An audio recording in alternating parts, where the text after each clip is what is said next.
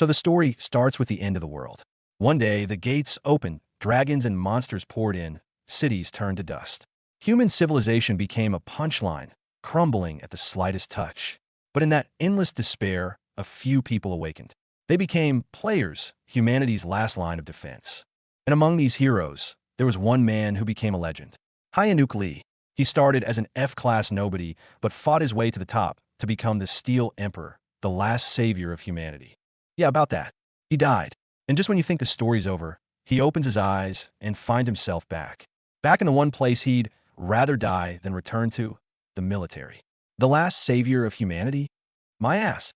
That's right, our boy, the Steel Emperor, Hyanuk Lee, has been reborn. But this isn't some OP protagonist fantasy. It's a hard mode playthrough of military life. From savior of the world to a lowly corporal, talk about a downgrade. But make no mistake, he's not here to serve his country again.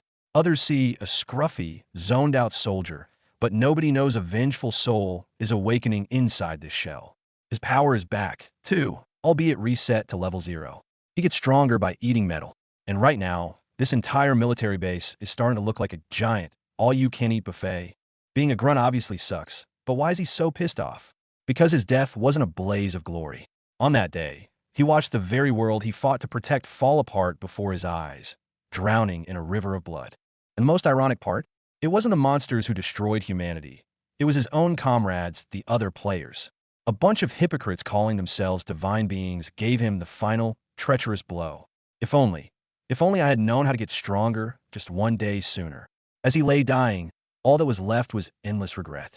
That man, Gordon Precy, stepped on his head, mocking him like he was an ant. Don't get your hopes up. In the end, all you incompetent F-class losers would have met the same fate. That face, that humiliation, he would never forget it. Gordon Precy. But now he really has come back. Abilities reset? Fine. His memories are his ultimate cheat code. Okay, I get it. I'll start from basic training and take back everything that was stolen from me, one step at a time. He grits his teeth, swallowing his pride and the nutrients for his growth.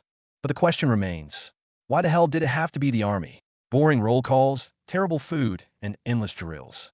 For a king who's fought in apocalyptic battles, all of this feels both ridiculous and infuriating.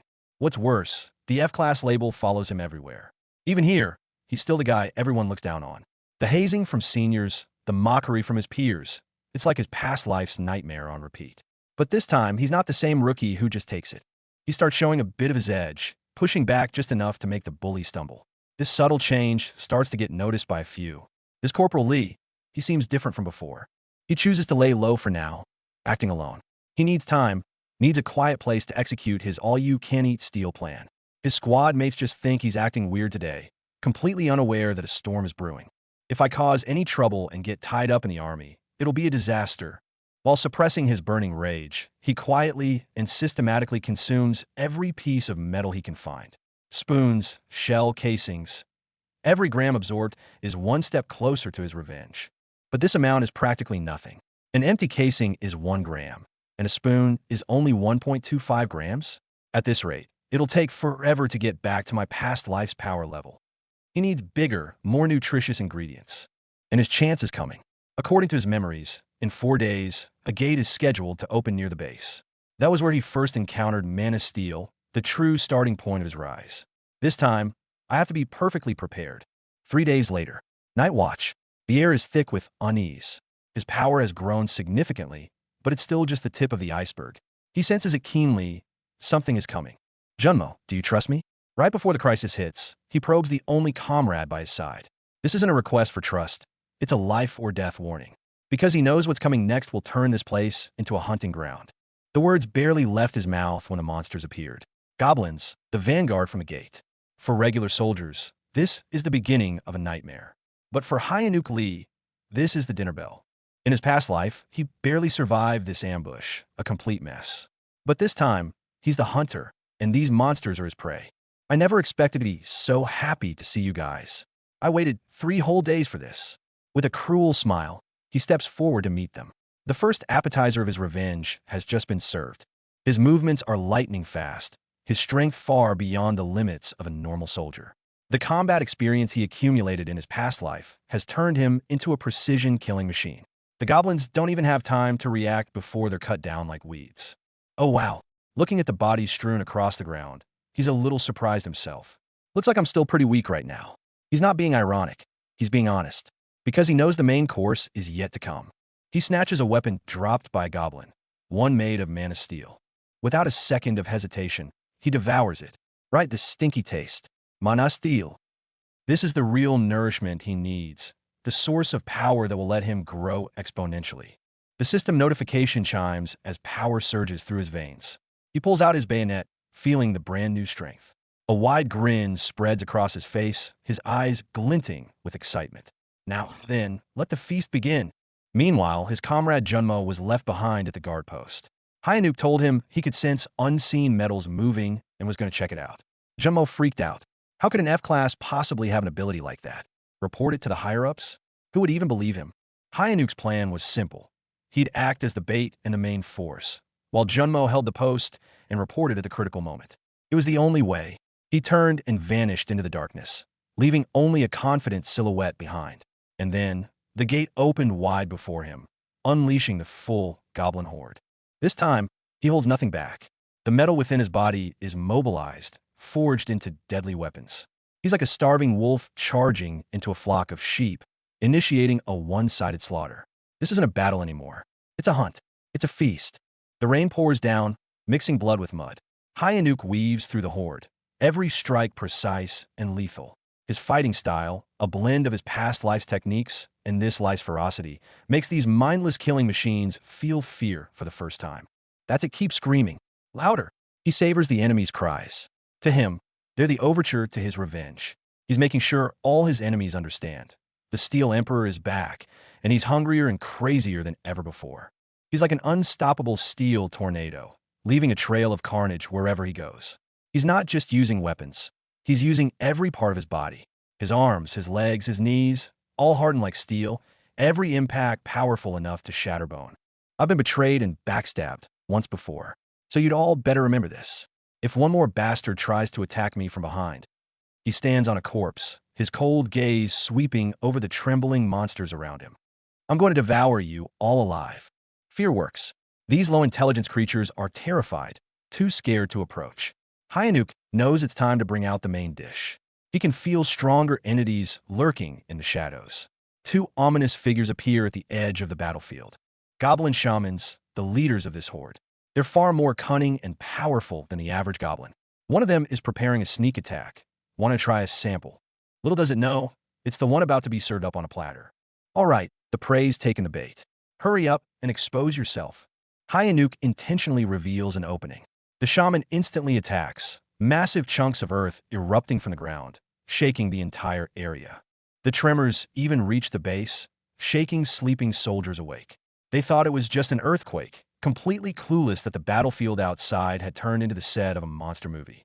The shaman, thinking its plan had succeeded, rushes out with a maniacal laugh. I found you now. But what it sees is Hyanuk's mocking face. That was a fake shot, you douchebag. Hyanuk's figure vanishes in a flash. The next second, the bayonet he's controlling has already pierced through the shaman's back. A perfect read, a perfect trap. But the shaman doesn't go down that easily. It actually catches Hyanuk's bayonet with its mouth. This is ridiculous. Grabbing my bayonet. Hyanuk laughs, a bit self-deprecatingly. I must have really been a loser in the past. To think that even trash like this dares to challenge him. Hyanuk's rage is ignited. Don't whine about a little scratch, when you guys used to gang up on me. He leaps from above. This time, I'm going to tear you all to shreds. But just then, the system sends a warning. His mana is rapidly depleting. The battle is more draining than he expected. And to make matters worse, something's happened to Junmo. He's been captured by the shaman's allies. Junmo, for the first time, a flicker of panic crosses Hyanuk's face. Revenge is important, but he can't just watch an innocent person die because of him. He has to divert his attention to save Junmo, giving the shaman a golden opportunity. The monster descends from the sky, crashing down with immense force. Junmo screams in despair. Get down. A chaotic brawl erupts. Hyanuk has to protect Junmo while fighting the empowered shaman. His mana is bottoming out, and his body is hitting its limit. This is the first real crisis he's faced since his rebirth. In the middle of the fight, gunshots echo from within the base. The situation is getting more complicated. A gate has appeared inside the base. A full-scale goblin invasion is underway. This is Gar Post 5. A gate has appeared within the base. I repeat, a gate has appeared within the base. Monster type confirmed as goblins. The calls over the radio are frantic and overlapping. The entire base has descended into chaos. The rapid deployment force is mobilized as alarms blare through the night. Listening to the commands on the radio, Hyanuk's expression becomes incredibly grave. He knows this is the true main event of the night. Leading the charge is First Lieutenant Yunisio, a powerful paladin. Her appearance means the military's top brass is now involved. More importantly, Hyanuk knows that inside the gate she's guarding lies the one thing he's been dreaming of. The legendary item, adamantium. That was the ultimate ingredient that allowed him to become the Steel Emperor in his past life. He cannot miss this chance. If I miss my chance to get it now, my life will be no different from my past. He must be the first one to eat it. At the same time, another outpost, Guard Post 6, is under heavy assault. The defensive forces there are weak, and they're quickly being overwhelmed by goblins. Hyanuk's comrade, Junmo, wants to go provide support, but is stopped by a superior. You incompetent F-class losers will just be cannon fodder. Hyanuk has heard those words too many times. But this time, he's going to prove that even an F-class can defy fate. You stay here. I'll go check and be right back. Hyanuk gives Junmo his orders and then charges toward Guard Post 6 alone. He's not going there to die. He's going there to harvest. To harvest experience, to harvest mana steel, and to harvest the drop jaws of everyone who ever looked down on him. Guard Post 6 has already become a living hell. The soldiers are surrounded by the goblin army. Their defenses are crumbling, and a sense of despair is spreading. We're all going to die here. Just then, a massive crash. A figure descends from the sky, smashing through the outpost's roof and shattering the goblin's formation. It's Hyanuk. He's here. The boss monster, a gigantic goblin, grins maliciously at the surviving soldiers as if looking at a meal. But its smile quickly fades because it sees the undisguised appetite in Hyanuk's eyes. Hyanuk wastes no time with words. He uses the radio to command remotely, telling a rookie crossbowman to aim at the light from a flare. Light? What light? The rookie is confused. Hyanuk can't be bothered to explain. What he's about to do is take control of everything. All you need to do is aim. I'll control the trigger. Using his metal manipulation ability, he takes control of the crossbowman's weapon from a distance. This move leaves everyone on site completely stunned. What? The trigger is moving on its own. The rookie screams in terror. A flaming crossbow bolt streaks through the night sky, accurately striking the goblin boss. A perfect shot, straight through the heart. It hit. Not only did that shot save his mana, but its destructive power was a huge bonus. The boss monster collapses. In a single moment, he has single-handedly turned the tide of the entire battle. Hyanuk's performance continues. Using the same method, he remotely detonates the core of another boss monster. The massive explosion rocks the battlefield once again. He's like a phantom commander, directing the battle from afar. The soldiers he's remote controlling become his pawns, precisely executing his kill orders. Corporal Lee said he'd only distract them, but this is more like him finishing off the gate all by himself. The surviving soldiers look at the carnage, their worldview completely shattered. After cleaning up the perimeter, Hyanuk finally confronts the shaman head-on. Having consumed a massive amount of mana steel, his power is on a completely different level. He easily parries every one of the shaman's attacks before retaliating with even greater ferocity. Is he really Corporal Lee? The rookie watches from a distance, completely dumbfounded. The man on the battlefield, fighting like a war god, can't possibly be the same lazy F-class soldier he remembers. But the high-intensity combat has drained his mana again. 12%. He needs to end this, and fast. He deliberately creates an opening, using himself as bait to lure the goblin shaman in. It's checkmate. At the exact moment the shaman thinks it has him, Hyanuk unleashes his fatal blow. It's not just a physical attack. It's a detonation of all the metal he controls inside it. A high-stakes gamble.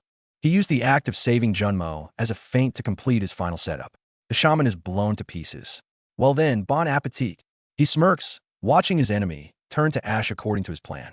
However, the mana warning blares again. 9%. He's running on empty. And the true boss, a monster that can evolve by eating steel, has only just made its appearance. Steel. Watching the monster devour bullets and grow stronger, Hyanuk feels a sense of real trouble for the first time. This is his ability, and now it's being used as a weapon against him. Mana at 4%, 3%, 2%. He's been pushed into a corner. Every attack from a monster brings him one step closer to death. Mana remaining, 1%. He can no longer maintain his steel physique. In the final moment, he drops all defense, focusing his last ounce of power into a single point for a suicidal charge. Enough of this, just let me eat. Mana, 0%. He collapses. But just then, a holy light illuminates the distant sky. The rapid deployment force has arrived. The holy light reveals the gate's core, and the piece of adamantium floating in the air. Hyanuk uses his last shred of strength to dash toward the crystal. Come out already. He yanks it from the ground, and, just as soldiers surround him, shoves it into his mouth. Hands up! Don't move! The soldiers yell. Lieutenant Yunhaseo stares at the field of monster corpses, utterly shocked. This was the work of a single person? The moment he swallows the adamantium, system notifications flood his vision. Congratulations! You have consumed a legendary item. Congratulations! You have unlocked a rare ability. All metal detection. He's laughing in a situation like this. Yunhaseo thinks he's insane. But in the next second, Hyanuk uses his new ability to pinpoint the fleeing goblins. 2 goblins near guard post 6 are running away. With a single sentence, he transforms from a suspect into a vital intelligence source. Hyanuk knows the game has only just begun. He's not just here for revenge. He's going to survive in this damn army and thrive. After the battle, rumors fly around the base. An F-class corporal wiped out a goblin horde all by himself. The story sounds more ridiculous than a B-movie. But the evidence is undeniable, and that's making some people very unhappy. Like Sergeant O, who's always had it in for him. He's convinced Hyanuk just got lucky, and that this kind of undisciplined hero will ruin military discipline and must be suppressed. And so, an interrogation targeting Hyanuk begins. The battalion commander, the paladin Yunhaseo, the warp mage Minhee Lee, a whole room full of big shots. Looking at this lineup, you'd think they were putting the final boss on trial. Faced with their questions, Hyanuk remains calm. I was simply following the anti-monster tactical manual. He credits his success to the one officer he truly respects, Captain Gangsi Kim, a true soldier who never gave up, even as an F-class. No matter how low a player's rank is, as long as they follow the manual, they can fight monsters. He quotes Captain Kim's famous line, not only defusing the crisis, but also taking a jab at everyone who looks down on F-class players. His words even move Captain Kim, reminding him of all the prejudice he faced as an F-class. He decides to protect Hyanuk. But in exchange, Hyanuk must accept a special kind of training. Meanwhile, the process of digesting the adamantium is finally complete. The system chimes once more. Congratulations, you have acquired a new skill, Steel Physique. This skill allows him to turn parts of his body into steel, a god-tier ability for both offense and defense. More importantly, it can be leveled up by consuming high-grade metals. Hyanuk's power has just taken a quantum leap. However, before he can celebrate for long, his training arrives. Sergeant O has brought in the unit's ace, a barbarian-class player known as the Next Ace, Won-Sok Lee, to instruct him. This isn't instruction. It's a beatdown waiting to happen. In the gym, Won-Sok provokes and humiliates Hyanuk in every way possible, trying to force his hand. Everyone around them is just watching the show. A celebrity like you is only lifting this much? You're an embarrassment to the unit. Won-Sok's taunts become more and more aggressive. Hyanuk keeps his head down, and no one sees the cold glint in his eyes. If I avoid him now, the bullying will only worsen, just like in the past. Hyanuk remembers his past life. He's had enough. This time, he'll make the first move. He challenges Won-Sok. The news spreads through the base like wildfire. Come out and see. That F-class corporal is going to fight the Next Ace. A highly anticipated showdown is about to begin. Perfect. Let's see what I can learn from you. Hyanuk licks his lips. The learning he's talking about isn't fighting techniques, of course. It's about all that Metal Gear Won-Sok is wearing. Inside the octagon, the duel begins. Everyone expects a one-sided beatdown. And at first, it is. Won-Sok's attacks are powerful and heavy, and Hyanuk is forced onto the defensive. A tactical instructor has also come to watch, drawn by Won-Sok's barbarian attribute. He wants to see just how far this future ace can go. However, the tide of the battle soon takes a bizarre turn. Won-Sok finds his body growing heavier and heavier, his movements becoming sluggish. What the heck is happening? He has no idea that Hyanuk is secretly manipulating the metal in his combat boots, increasing his load. A clever application of his new ability. Each of his blows is powerful, but what's the point if he can't even land a hit? The instructor also notices something is off. Won-Sok has the power, but under Hyanuk's control of the fight's tempo, he looks like a clown. Sergeant O can't stand watching anymore and yells for Wonsok to get serious. Enraged, Wonsok finally snaps, activating his berserker mode, massively boosting his strength and speed. Body strengthening, Hyanuk grins. This is no longer a sparring match. It's a fight to the death. This is exactly what he wanted. The berserk Wonsok is like an angry buffalo, while Hyanuk is a leopard waiting for the perfect moment to strike. The instructor watches with excitement. If you're a real beast, you'll go for the throat now. Wonsok unleashes his strongest attack, intending to crush Hyanuk completely. But what he hits feels like steel. It feels like hitting a steel plate with my bare fist. He realizes in horror that Hyanuk's abdomen has become harder than steel itself. Steel physique, a skill that turns a part of my body into steel. Hyanuk reveals a victorious smile. This trump card was the reason he had the guts to challenge the ace. F********. Hyanuk flips him the bird, taunting his opponent in the most direct way possible. Then, in the instant Wonsok loses his cool to rage, he launches his counterattack. A steel-like side kick straight to the face.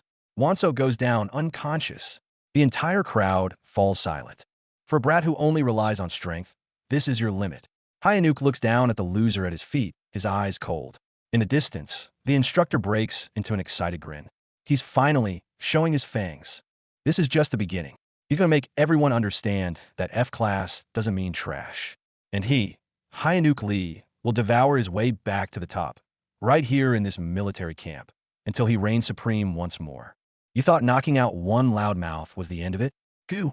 Our boy Hyanuk walks from one B down right into a boss fight. His new opponent? A D-class physical enhancement user built like a grizzly bear. Not 3 seconds in, Hyanuk is sent flying from a brutal kick, looking like a ragdoll. But check out those eyes. No fear, just burning fury and calculation. A flying armbar. Before the crowd's shock could even register, the tables have turned. Mid-air, Hyanuk twists his body at an impossible angle, locking onto his opponent's arm. This ain't some rookie move. This is pure, ingrained combat instinct. Brute force? Please. Against absolute technique, it's just a liability.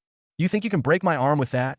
The giant bellows, muscles bulging to brute force his way out. Even the instructors are stunned. An armbar should never work on someone with physical enhancement. But our guy wasn't playing that game. He shifts his grip, not targeting the arm, but my little finger. A scream rips through the training ground. That's right, bro. Why break a steel beam when you can snap the bolt holding in place? With the advantage seized, he flows like water. Hyanuk clings to his opponent, his hands locking onto the carotid artery. A carotid compression has nothing to do with muscle strength. One of the instructors realizes, his eyes gleaming. This kid, he's a natural-born predator, always finding the fatal flaw. And inside Hyanuk's mind, a single thought echoes. Rip this apart using my strength. He activates steel physique, and the system itself throws up a warning flag. Excessive use beyond the threshold can harm the caster's body. But Hyanuk? He doesn't give a damn. He's forcing out power far beyond his limits. His arms creak under the strain, but the grin on his face only gets wider, more vicious. He doesn't just want to win. He wants to dominate. Am I really going to lose to a loser like him? The giant's pride is shattering. To be dominated by an F-class in front of everyone. It's a fate worse than death. It's not just a choke he's feeling, but a deep, soul-crushing humiliation. How could this be happening to me? I'm the next ace. In a final, desperate explosion of shame and rage, the giant unleashes everything. His uniform rips as his muscles expand, raw power flooding the arena. It's a classic berserker move, trading sanity for strength. But in Hyanuk's eyes, this final struggle is nothing more than the final course. Impressive.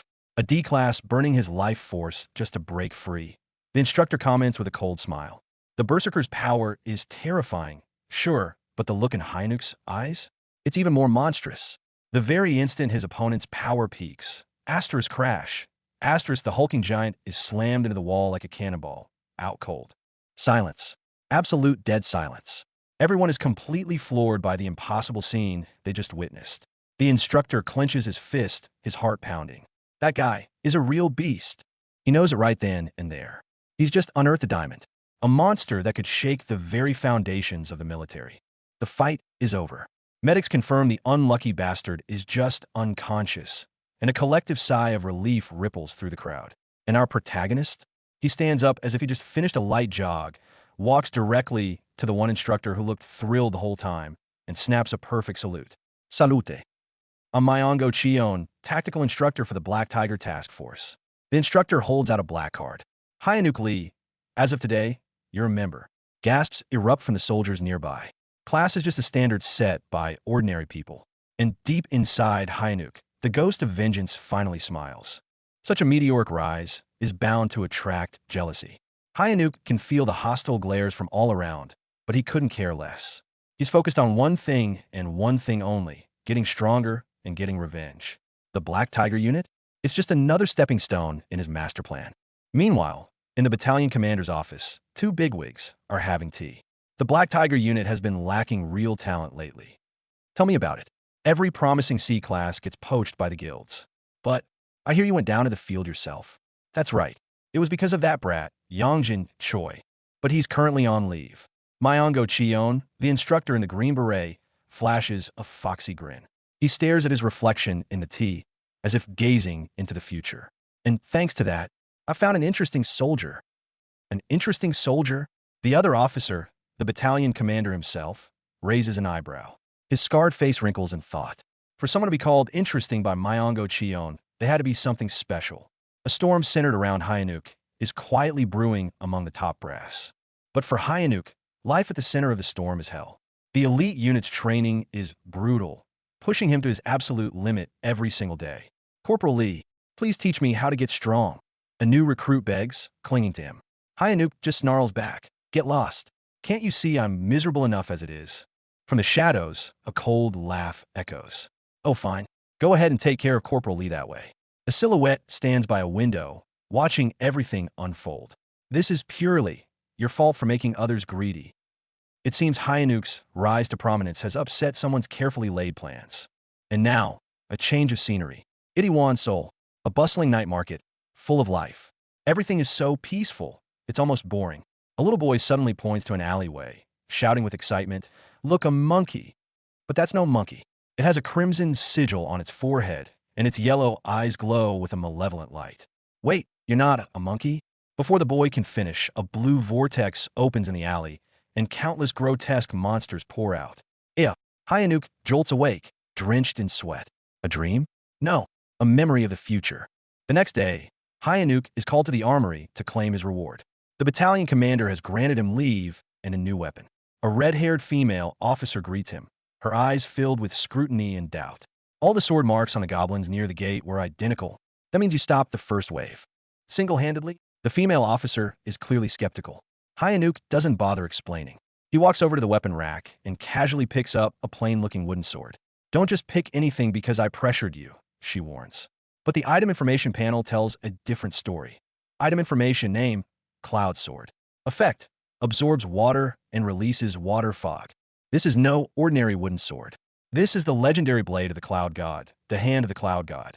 Its true power is to command lightning itself. The synergy of steel and lightning is unrivaled. Hyunuk grips the sword, a confident smile spreading across his face. With this, his plan for revenge just got a major speed boost. There's no more time for me to be picky. Hyunuk's gaze sharpens. Before the officer can respond, a piercing alarm blares through the entire base. Emergency! All personnel! A gate breakout in Itaewon. A torrential downpour begins, as if playing a prelude to the coming slaughter. As the alarms wail, everyone scrambles in a panic. Everyone except Hyunuk. He's unnaturally calm. The red-haired officer watches him, her suspicion growing stronger. He doesn't seem surprised, and he seems too calm, as if he was expecting it. Outside the base, an elite unit called the Blue Flower Guild has already assembled. Clad in silver armor, wielding long spears, their gear is absurdly high-end. The regular soldiers can only watch in awe. If I could join them after I'm discharged, I'd be set for life. In stark contrast, Hyunuk's squad is just a support unit, poorly equipped. As acting squad leader, he gives a serious pre-battle briefing, this time at the Cobalt Gate. They primarily use poison. Get your gas masks on. This is not a drill. Do you want to keep your eyes? Or do you want them pulled out by the kobolds? But there's always one guy who has to be a problem. T-Siege, listen to Mr. Loser Squad Commander acting all high and mighty. A soldier named Jinchel scoffs. Hyunuk, I'll handle myself. This is the military for you. Even with monsters at the door, the internal bullying and disrespect never stops. Everyone, get a hold of yourselves.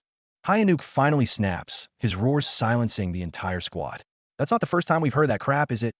Right now, we're facing a real-life situation where our lives are at stake. Don't get discouraged. Under his intense pressure, the one sloppy squad finally responds in unison. Yes, SIR. Having quelled the internal dissent for now, Hyanuk begins issuing orders, having his team install motion sensors in the sewers and narrow passages. Don't you think Corporal Lee is a bit on edge today? Yeah, he's unusually serious. The soldiers whisper among themselves. They have no idea that Hyanuk's edge comes from having already witnessed the gruesome future where every single one of them dies. For a split second, memories of his past life flood his mind. Jinchul, the same guy who mocked him, impaled by a kobold sneak attack, dying with his eyes wide open. The main assault force, caught off guard by poison gas bombs, falls into chaos. Kobolds swarm from every direction, turning what was supposed to be a straightforward raid into a one-sided slaughter.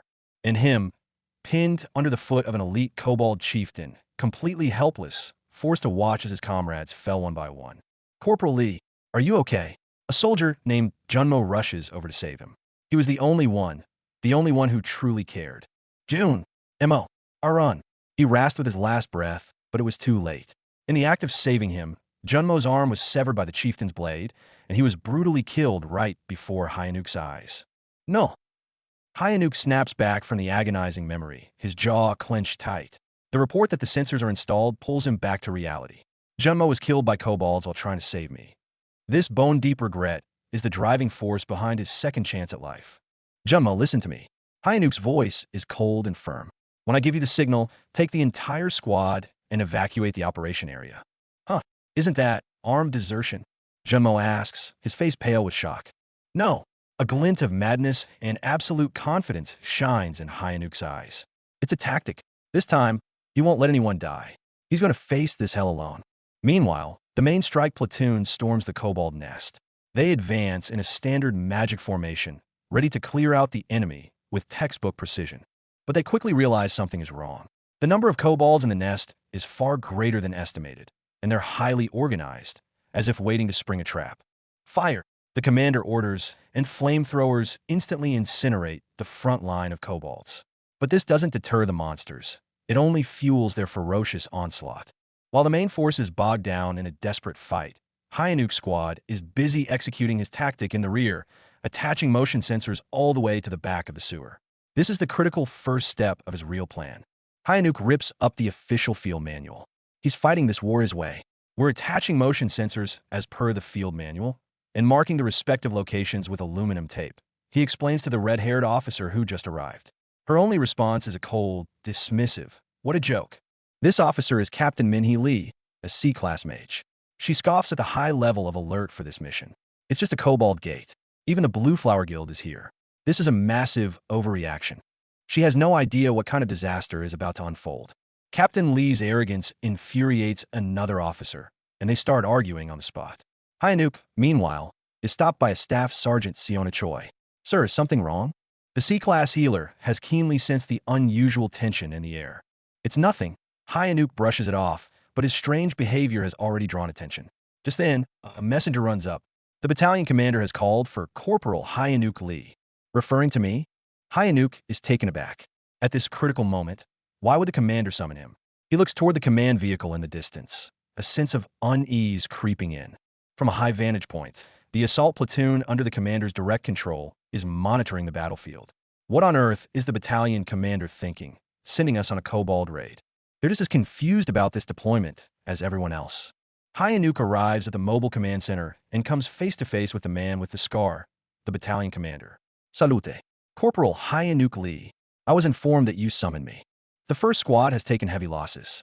You will act as temporary squad leader and carry out the second strike on the gate." The commander's order is direct and absolute. Hyanuk is inwardly shocked. He never paid me an ounce of attention in my previous life. This is a test and an opportunity. Captain Minhee Lee immediately protests. This is playing with the lives of our soldiers. But the commander's reply is ice cold. It's an order. Just then, the worst possible news crackles over the comms. Delta reporting. The boss monster has escaped from the kobold nest.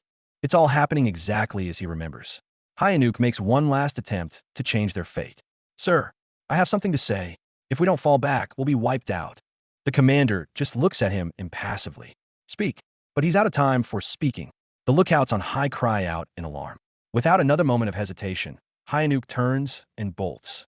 Support squad. Gas! He screams at the top of his lungs, running towards the rear. Too late. A massive explosion erupts. The green gas bomb detonates right in the center of the support squad's position. History, it seems, is repeating itself with cruel precision. Damn it! Hyanuk roars, watching helplessly as the poison gas spreads, consuming his comrades. The same scene, the same despair. But no, this time, something is different.